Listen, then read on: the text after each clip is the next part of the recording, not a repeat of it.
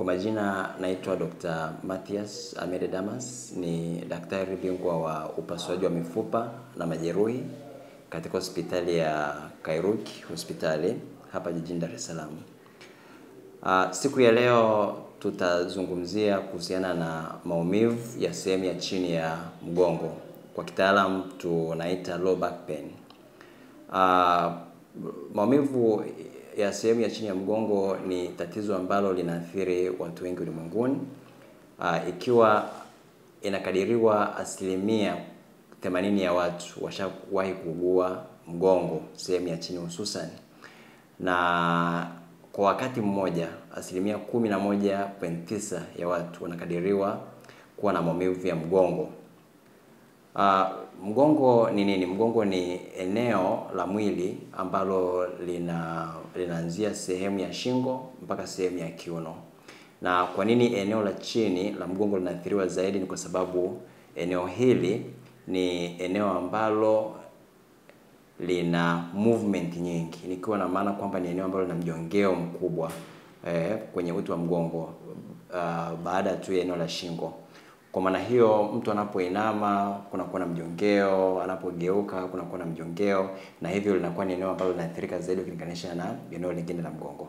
Okay.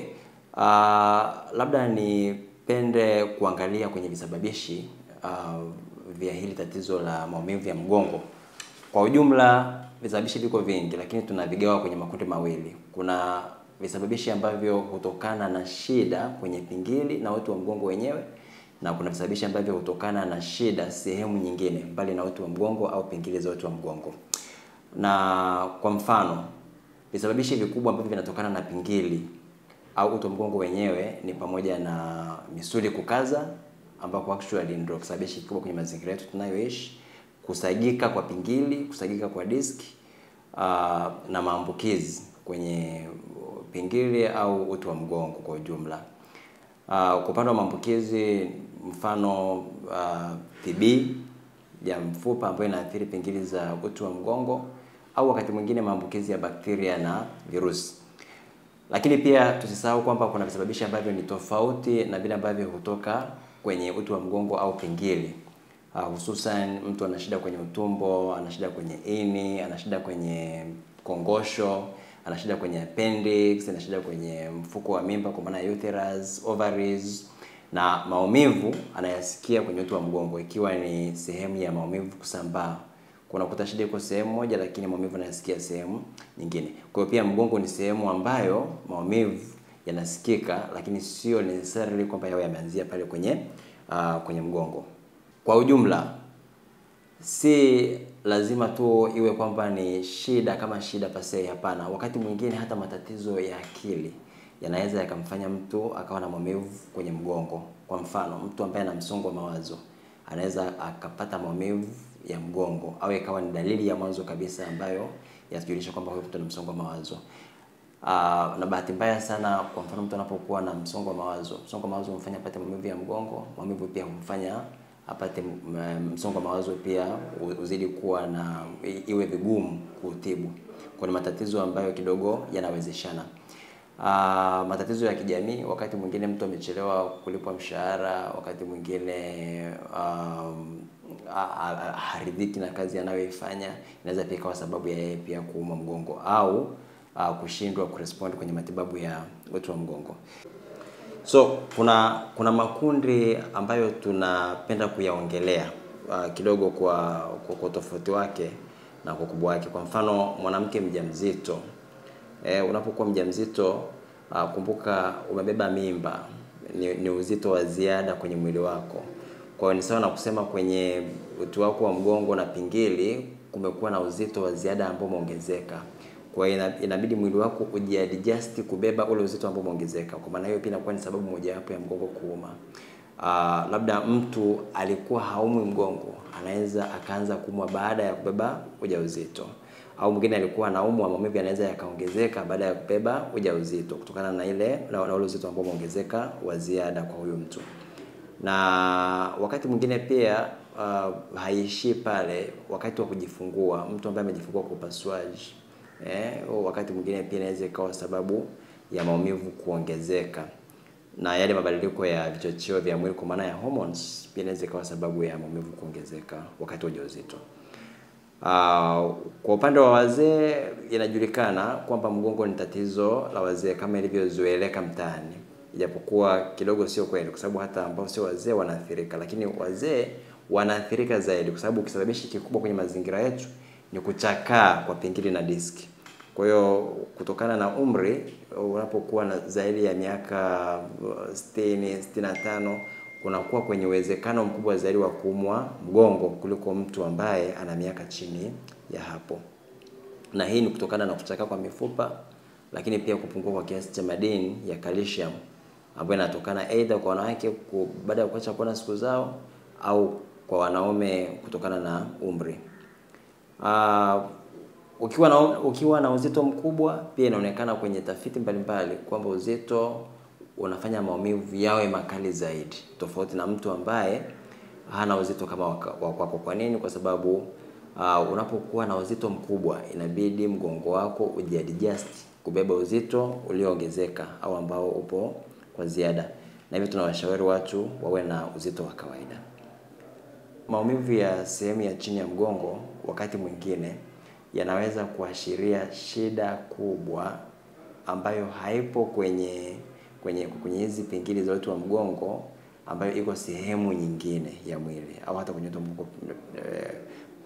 Kwa mfano, mtu ana shida ya figo au mtu ana shida kwenye appendix, ana shida kwenye kongosho, ana shida kwenye ovaries, mfuko wa mimba au mambo mengine kama hayo, na maumivu yake kusikika kwenye eneo la mgongo. Kwa hiyo wakati mwingine tunapoona maumivu mtu ametibiwa lakini hamna uafadhali, lazima pia tuangalie, je, maumivu yanaanzia hapa kwenye mgongo au yanaanzia sehemu nyingine na kusambaa kuja kwenye eneo la mgongo. Au wakati mwingine pia maumivu yanaweza yakawa ni kutokana na tatizo kubwa. Kwa mfano mtu amepata mvunjiko kwenye pingili au kuna shida nyingine ambayo inaendelea kwenye pingili kwa maana ya infections na mambo kama hayo.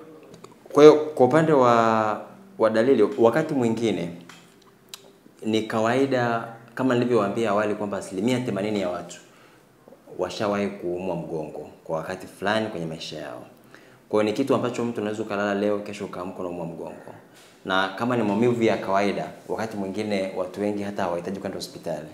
Wanafanya tu mazoezi, anajinyosha, anajistretch na anakaa vizuri. Lakini kuna viashiria vya hatari. Kwa mfano, naumwa mgongo nikashindwa kusimama, naumwa mgongo nasikia miguu imeparalyze, au nasikia moto nawaka mpaka kwenye miguu, kwenye vidole vya miguu au vitu vinatoboa.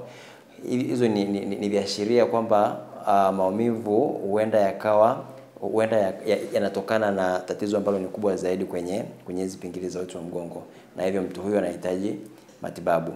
Kwa hiyo katika hali ya kawaida maumivu ya sehemu ya chini ya mgongo tunayagawa makundi mawili.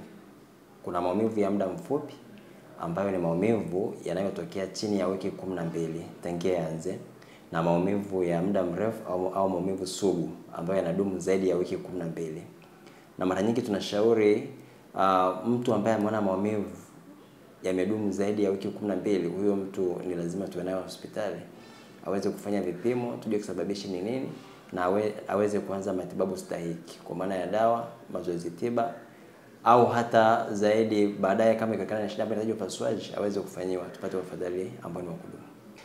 Sasa tunafanya vipimo gani kujua kwamba huyu mtu ana shida ya maumivu ya mgongo? Anapokuja huyu mtu kugundua tatizo ambalo linamfanya apate haya maumivu.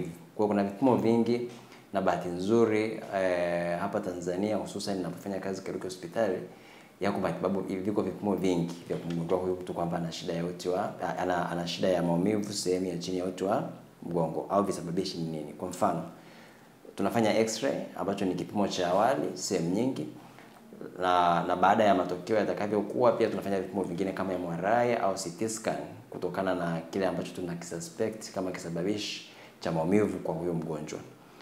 Lakini mathalan x-ray, MRI na CT scan ni vipimo ambavyo tunavitumia zaidi kwenye mazingira yetu.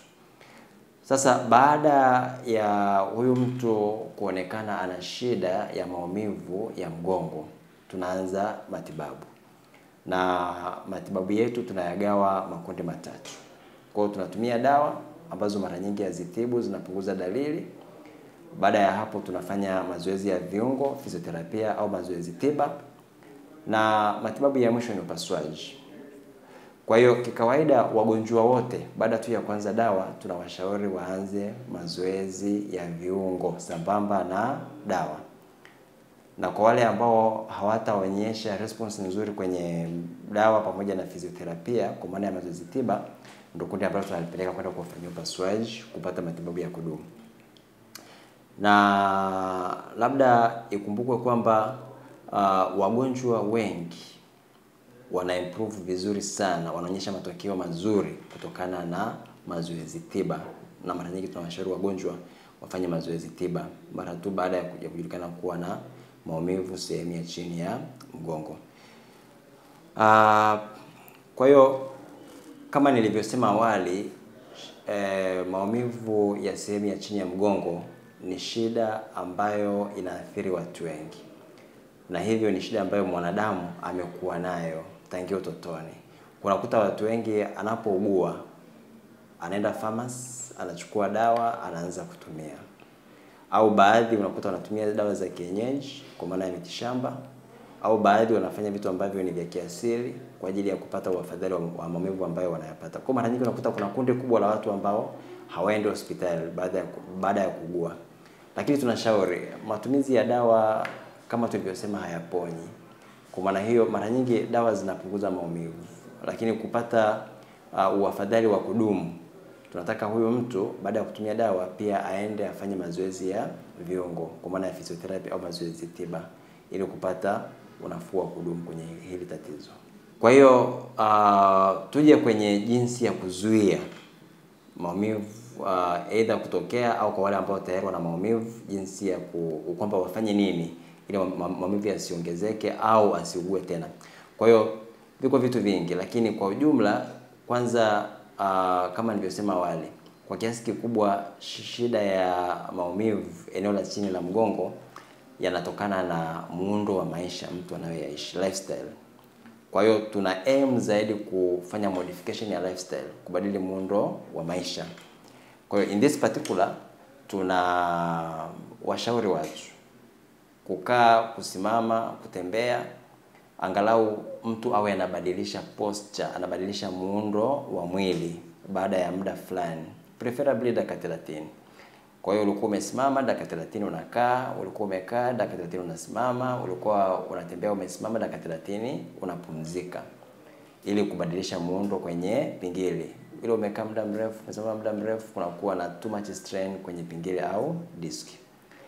Sababu na hilo, kwenye kupika, kufua, tunawashauri watu apike akiwa amesimama, afue akiwa amesimama, kwa sababu kama anakaa anakuwa amekunja mgongo sana, au kama anafua ameinama anakuwa amekunja mgongo sana, na mara nyingi unakuta anaharibu lile umbo halisi la mgongo. Unakuta pingili zimenyoka, anapoteza ile curve ambayo mgongo unakuwa umecurve kuelekea mbele kama degree 60.9.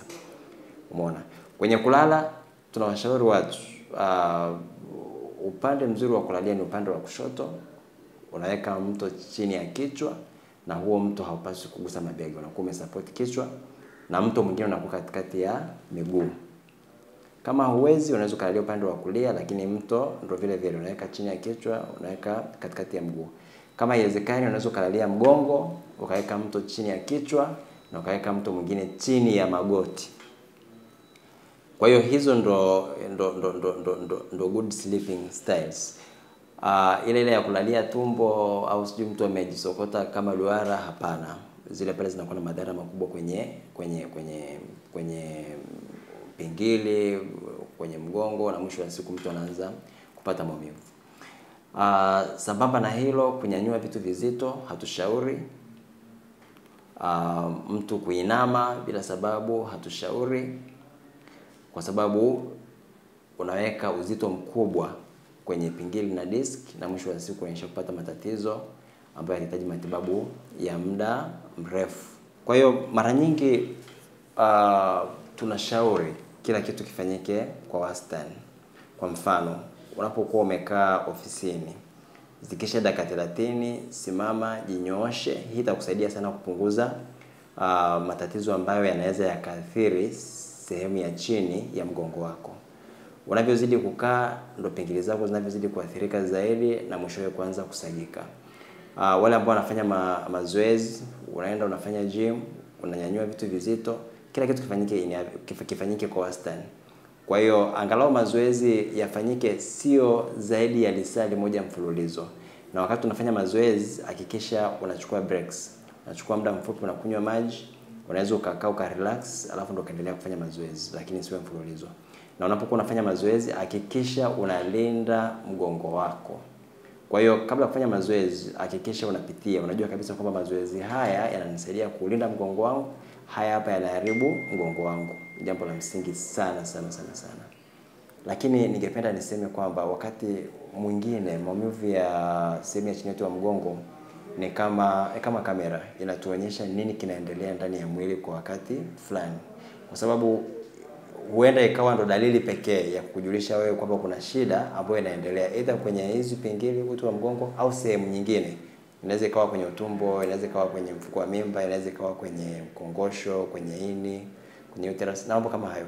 Kwa hiyo unaposikia maumivu kama haya ni vizuri uende hospitali, uone, ufanye vipimo, shida ijulikane nini, uweze kutibiwa au upate ushauri jinsi ya kuishi na hili tatizo. Kwa hiyo ninaishauri jamii iwe ni jamii ambayo inazingatia matibabu kutokana na ushauri ambao wanapewa na wataalamu wa afya. Na kuhusiana na hili swala la maumivu ya sehemu ya chini ya mgongo, kisababishi kikubwa ni muundo wa maisha, lifestyle. Kwa maana hiyo tunahitaji kubadilisha muundo wa maisha. Na bahati mbaya sana maisha tunayoishi sasa hivi yanatufanya tupunguze mjongeo wa mwili. Kwa maana ya kwamba tunaifanya miili yetu iwe less active. Na kama nilivyosema awali, maumivu ya uti wa mgongo it is a physical pain and it needs a physical therapy. Kwa maana ya physiotherapy au mazoezi tiba. Asanteni.